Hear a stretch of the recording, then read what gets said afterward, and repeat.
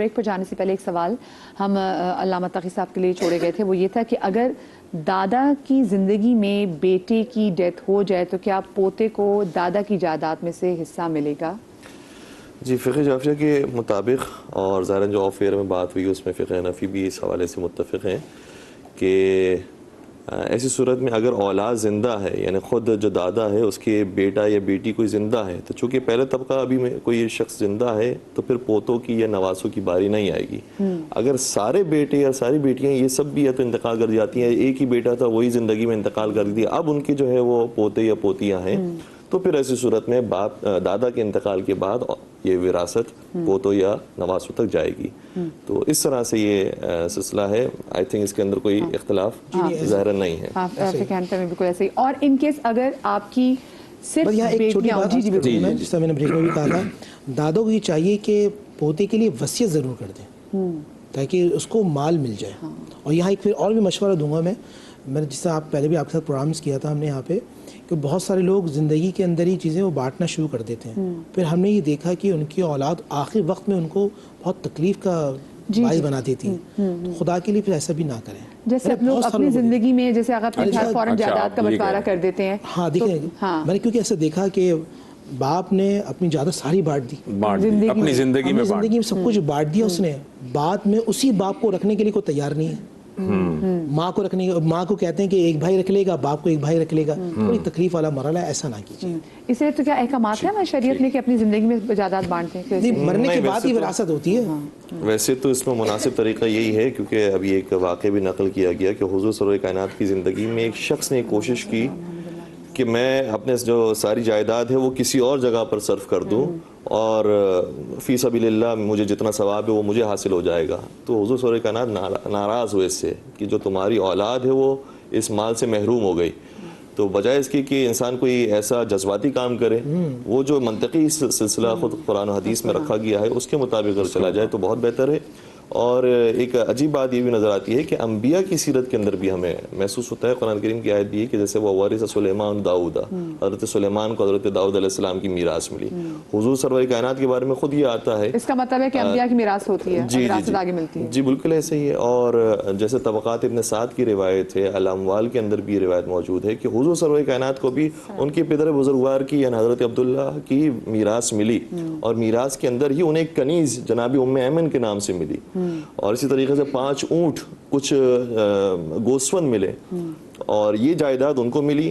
اور اسی طریقے سے ان کی جب والدہ کا انتقال ہوا تب بھی ان کو میراث ملی، حضرت خدیجہ طاہرہ۔ لیکن تو یہ کتنی اچھی جو ایگزامپل ہے کہ والد حضرت عبد المطلب زندہ تھے، حضرت عبداللہ کی ڈیتھ ہوگی اور وہ بیٹے پیدا ہوئے۔ اچھا، اس سے مجھے بتائیں کہ جب شکم میں جو اولاد، جیسے ہم بریک پہ بات بھی کر رہے تھے، تو اس کا بھی میراث میں حصہ ہوگا؟ بالکل، اگر بیٹا ہے تو بیٹے کے مطابق حصہ ہوگا، اور اگر بیٹی ہے تو بیٹی کے مطابق حصہ ہوگا، ایسا نہیں ہے کہ حصہ نہ ہو۔ ٹھیک، ایسا ہی اگر شکم میں بھی ہے، یہی جب حضور سرور کائنات کی مثال ہے اسی طرح سے ہی ہے کہ آپ کے والد بزرگوار اس وقت اس دنیا سے رخصت ہوئے کہ جب آپ شکم میں حضرت جناب آمنہ سلام اللہ علیہ کے اندر موجود تھے، تو اس کے باوجود بھی آپ کو آپ کے والد بزرگوار کی میراث ملی۔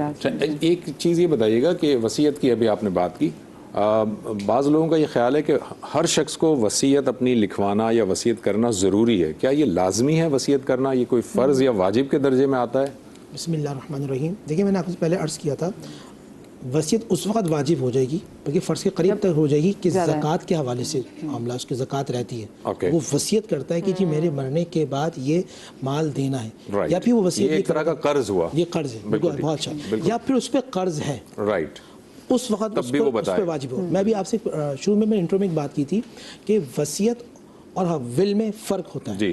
جیسے ہمارے یہاں باہر ویسٹرن ورلڈ کے اندر جو ول ہوتا ہے، ول ہوتا ہے خواہش کے مطابق، آپ جس کو چاہیں جتنا چاہیں دے دیں، لیکن وصیت میں جو قرآن مجید فرقان حمید کی جو بار بار آپ اشارہ کر رہے ہیں، آیت میں اللہ سبحانہ و تعالیٰ نے ورثہ کا لکھ دیا ہے کہ بیٹی کا یہ حق ہے، بیوی کا یہ حق ہے، ماں کا یہ حق ہے، یہ ول نہیں ہے، یہ ول نہیں ہے، آپ کی ول نہیں ہے۔ اگر کوئی چاہے کہ میرے مرنے کے بعد میرے بیٹا اور میری بیٹی کو ایک جتنا ملے اور وہ یہ لکھ دے، تو کیا اس کو اچھے اعتبار سے مانا جائے گا؟ قرآن مجید فرقان حمید نے لکھ دیا کہ بیٹے کے 2 حصے اور بیٹی کا حصہ۔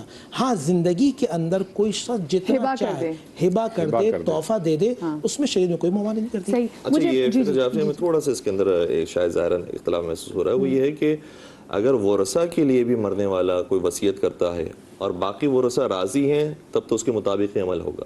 اگر راضی نہیں ہے تو 1/3 پر پھر بھی عمل ہونا چاہیے اور ہوگا عمل. صحیح.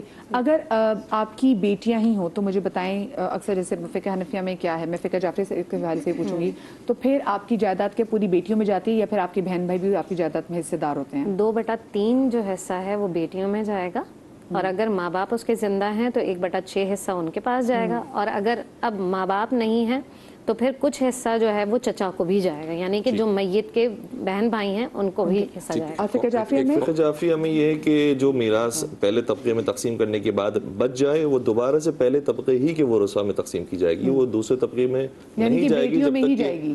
جی بیٹیوں میں ہی رہے گی, بیٹیوں میں اور والدہ کے اندر ہی رہے گی. اگر والدہ ہیں یا والد ہیں جو بھی ہیں حیات ہیں تو جو پہلے طبقے کے افراد ہیں ان کے اندر ہی میراث رہے گی جب تک کہ پہلے طبقے کا کوئی شخص موجود ہے. اور اگر دوسرے طبقے میں چلے گئی یا کوئی پہلے طبقے والا نہیں تو پھر دوسرے طبقے کے اندر ہی جائے گی. ایسا نہیں ہوگا کہ جو بچ گئی ہے وہ پھر دوسرے طبقے کی طرف منتقل مکمل بیٹیوں میں جائے گی. ایک کالر ہم لے لیں, کالر ہے ہمارے ساتھ. جی السلام علیکم. جی السلام علیکم. وعلیکم السلام. جی آپ فرمائیے. جی میرا سوال ہے کہ میرے پیرنٹس کی ڈیتھ ہو گئی ہے اور 2 گھر تھے ہمارے, اور میرے بڑے بھائی نے جو ہے وہ سیل کر کے ہمیں بغیر بتائے وہ اپنے نام پہ وہ پراپرٹی لے لی ہے, اور وہ یہ کہہ رہے ہیں کہ میں بڑا ہوں اور میں نے اس میں اپنا پیسہ لگایا, اور میں نے مفتیوں سے بھی مولانا سے بھی پوچھا ہے تو میں کچھ بھی اس کا ڈیسیجن لے سکتا ہوں, اور میں ابھی گھر کو بنا کے رینٹ پہ دوں گا اور پھر میں آہستہ آہستہ اپنے سب بھائی بہنوں کو حصہ دوں گا. جی ٹھیک ہے. اصل میں لوگ اپنی جال سازی کا جو الزام ہے نا مفتیوں پر مولانا پہ پتہ نہیں کیوں ڈال دیتے ہیں. مفتیوں سے پوچھا, آئی ایم شیور 100% کہ کسی مفتی نے ان کو یہ نہیں کہا ہوگا.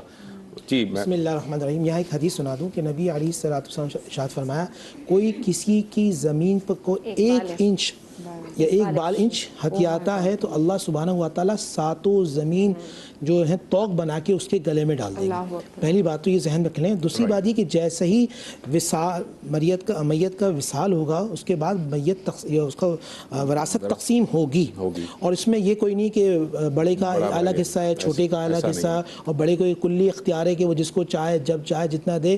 یہ طریقہ باطل ہے, قرآن و حدیث کی خلاف مزاج ہے. میں ایک بات یہاں پر ضرور کرنا چاہوں گی.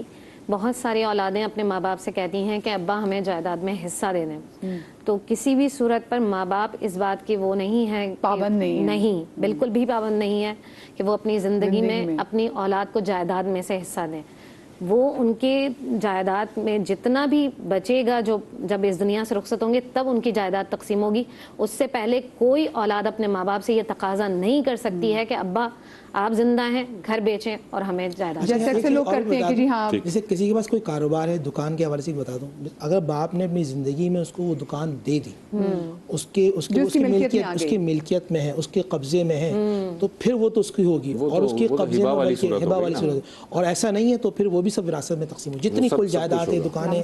جی بالکل ایسے ہی ہے کہ اگر ہبہ کر دی گئی ہے, جو عام طور پر نہیں ہوتا ہے, وہ بچے جو ہیں وہ اپنے والد صاحب کے ساتھ لگ جاتے ہیں. جو بڑا بیٹا ہوتا ہے وہ پہلے لگ جاتا ہے, وہی پوری دکان کو تعمیر کرتا ہے اور اس کے اندر بڑا حصے دار ہوتا ہے. پھر جب باپ کا انتقال ہوتا ہے تو وہی سب سے بڑا یہ امیدوار بن جاتا ہے اور دعوے دار ہو جاتا ہے کہ مجھے جو ہے وہ یہ دکان کے اندر حصہ ملنا چاہیے کیونکہ اصل تو میں نے کھڑا کیا ہے.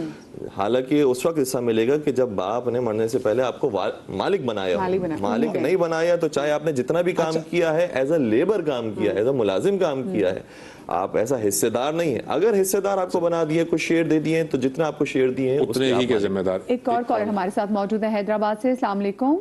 السلام علیکم. وعلیکم السلام. جی مجھے پوچھنا تھا کہ میں پھوپھی ہوں. جی اور میں میرڈ بھی ہوں, تو میں نے اپنے بھائی کے 3 بچے پالے ہیں. ٹھیک ہے. تو بچپن سے ہی میں نے پالے ہیں, تقریباً 2.5-3 سال 4 سال سے پالے ہیں. تو کیا میں اپنے حصے کی جائیداد یا جو میں نے اپنی نوکری سے جو بھی چیز بنائی ہے وہ میں کیا اپنے ان 3 بچوں کو دے سکتی ہوں؟ such a beautiful question. Oh my God. ابھی یہ حیات ہیں, یہ جتنا چاہیں جتنا کچھ دے سکتی ہیں. یہ ہبہ ہے, تحفہ ہے, شریعت نے اس کی معاملے. ہاں, مرنے کے بعد ان کی اولاد میں اور پھر ان کے شوہر میں مال تقسیم ہوگا, پھر بچے مجھے بتائیں آپ کی شادی ہوئی بھی ہے؟ ہاں وہ کہہ رہی ہے میں میری میرڈ. شادی ہوئی آپ کے ہوئی ہے, بچے لیکن میں نے 40-45 سال کی عمر میں شادی کی صرف ان بچوں کی وجہ سے.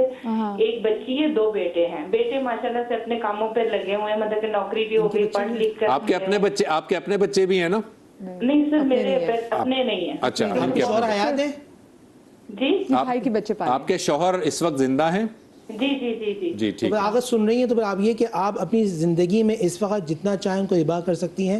آپ کے بعد از وصال جو ہے نا, پھر وہ اس کے اور شریعت ہبا کا مطلب یہ ہے کہ مکمل طور پر ٹھیک ملکیت ہے, آپ اپنی زندگی میں انہیں جتنا دینا چاہیں آپ دے سکتی ہیں. ان کو ملکیت ان کو دے دیں, ملکیت بنا دیں, وہ ہو جائے گا. لیکن آپ کے وصال کے بعد آپ کی جو وراثت تقسیم ہوگی اس میں ان کا حصہ نہیں ہو سکے گا. یہ وہ بتا رہے ہیں مفتی اچھا, صاحب. ایسے بہت سی واقعی ہم نے آس پاس دیکھی ہیں جو پھپھیاں ہی ہیں جنہوں نے اپنے بھائیوں کے بچے لے کے پالے ہوئے ہوں اور ان کے اگر بے اولاد ہوں تو وہ پھر ان کو پہلے ہبا کر سکتے ہیں. جی جی جی, اور یہ کتنی اچھی اگزامپل ہے کہ خاتون یہ اسپرٹ رکھتی ہے, تو کیوں جینٹس کے اندر اور مردوں کے اندر کی جو طاقتور ہوتے بظاہر ان کے اندر یہ اسپرٹ پیدا نہیں ہوتا کہ کوئی بہن کا بچہ ہے, ان کی اولادیں ہیں اور بیٹیاں ہیں, ان کی خدمت میں پہلے ہی مرنے سے پہلے ہی یہ چیزیں تقسیم کر کے جائیں تاکہ وہ پریشانی بعد میں نہ جھیلنی پڑے. اور کم از کم اگر وہ تقسیم نہیں کر سکتے ہیں تو جتنا ویسے ہی باپ کی میراث ملی ہے جو بہن کو بھی ملنی تھی, بھائی کو ملنی تھی, وہ بہن کو بہن کی میراث دیں اور اپنی میراث اپنے پاس رکھیں. اس حوالے سے بہت سارے متعدد واقعات ہیں.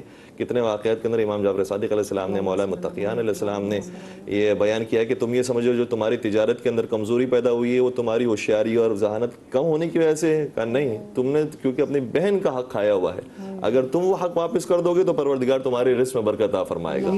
تو یہ برکت کا سب سے بہترین منبع ہے کہ جو میراث میں آپ کو ملا ہے وہ تمام ورثاء میں, خاص طور پہ جو کمزور ورثاء ہیں ان کو اچھے سے تقسیم کریں. سر جی, یہاں پر سیگمنٹ کا وقت ختم ہوا ہے اور بہت سارے کیونکہ ایسے ٹاپک کے سوالات بہت زیادہ بنتے ہیں. آپ سب کو بہت شکریہ. اس میں بس ایک چیز کروں کہ یہ بہت کمپلیکیٹڈ ٹاپک ہے. آپ کی زندگی میں اگر ایسے کوئی مسائل ہوں تو جو بھی آپ دارالفتاء جس پر آپ کا اعتماد ہو اس سے رابطہ کریں اور ان سے پوری جزیات کے ساتھ بات کر کے فیصلہ کیجئے جہاں پر بھی آپ کا اعتماد ہو. جی, بریک کے بعد ملتے ہیں. ایک چھوٹا سا بریک لیتے ہیں.